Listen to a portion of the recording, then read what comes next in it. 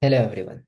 Today I'm going to talk about the recent US tariff on Chinese EVs or electric vehicles and what these tariffs mean for Canada. My name is Tarun and I will walk you through the key points including why these tariffs were introduced, their impacts and how Canada might respond. Now let's go over through the overview. The main goal of this presentation is to explore the effects of this new US tariffs on Chinese EVs and how it could influence Canada. We will first look at what these tariffs involve, then discuss the strategic reasons behind them, after which we will consider the immediate and long-term impacts, and finally focus on what Canada might do in response. Next, we have US tariffs on Chinese EVs. So let's start with the basics. The US has recently announced a 100% tariff on Chinese electronic vehicles. These tariffs don't just target EVs, but also other sectors like steel, aluminum, and green technology. While this move is particularly influenced by political factors, especially with the elections coming up, there are also deeper strategic reasons behind it. Let's talk about strategic concerns behind the tariffs. So, why did the US do this? There are few main reasons.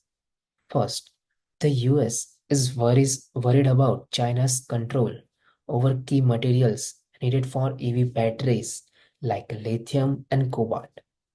They don't want China to have too much power over the future of EV production. Second, US officials believe that Chinese companies have an unfair advantage because they get a lot of help from the government, which allows them to sell their products at lower prices. This makes it hard for others to compete. Lastly, there's a fear that China could flood the market with cheap EVs, which could harm industries in the other countries. So, what are the long term and immediate impacts? So, what happens now? In short term, these tariffs are meant to reduce the number of Chinese EVs entering the US market. This could help American car manufacturers by cutting down on competition from cheaper Chinese vehicles. But it might also lead to higher prices for US consumers and could slow down the move to electric vehicles, which is important for the US climate goals. Next, we have implications for Canada. So, what does this mean for Canada? Canada has relatively low tariffs on Chinese cars, around 6%. So, we might see more Chinese EVs coming here if they can't compete in the US market. This could give Canadian consumers more choices and possibly lower prices. But it also raises concerns about our own EV industry.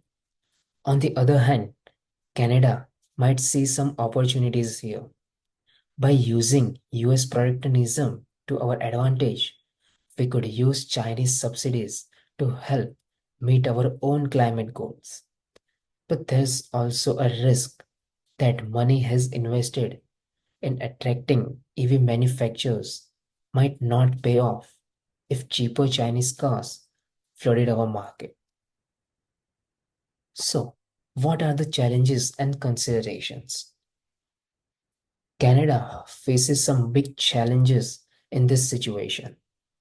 Firstly, there's the issue of following the WTO, World Trade Organization's rules, which generally discourage high tariffs. Canada might also face pressure from the US to adopt similar protectionism policies, especially if American car makers push for it. The upcoming review of the United States Mexico Canada Agreement, the USMCA, adds another layer of complexity, as changes to this agreement could affect Canada's trade decisions.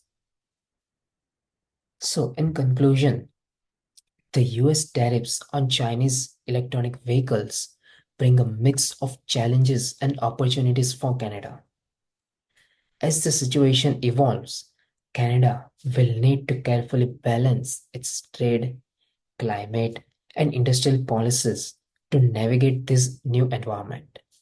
It is really important that Canada considers both its international relationships and the need to protect its own industries. Thank you so much for your attention. Thank you.